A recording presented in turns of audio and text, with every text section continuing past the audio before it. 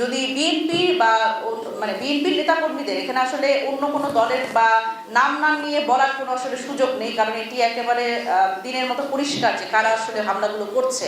এই প্রতিপক্ষ বা প্রতিদ্বন্দ্বীর উপরে যে হামলা, এই হামলার সংস্কৃতি আসলে আমরা বাংলাদেশে এই নির্বাচনে অন্তত আমরা দেখতে চাইনি, কিন্তু তারপরে আমাদের জন্য খুবই দুর্ভাগ্যজনক যে এটি আমাদের দেখতে হচ্ছে। এবং সেটি ঢাকা ৮ আসনে মির্জা আব্বাসের সন্ত্রাসীরা তারাই নাসিরউদ্দিন পাটোয়ারিকে অবরুদ্ধ করে রাখে এবং পরবর্তীতে সেনাবাহিনীর হস্তক্ষেপে তাকে আসলে আমরা মুক্ত করতে সক্ষম হই।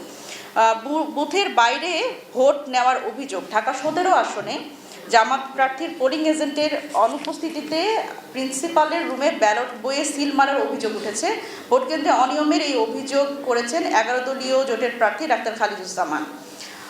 এটি আপনারা জানেন যে এই প্রার্থী ডাক্তার খালিদুজ্জামান তিনি কিন্তু মানে আমি যদি বলি যে তিনি খুবই অ্যাক্টিভ আমরা দেখেছি, কিন্তু সেই জায়গাতেও যখন এই ধরনের পোলিং এজেন্টের অনুপস্থিতিতে যখন আসলে সিল মারা হয় সেটি খুবই দুঃখজনক।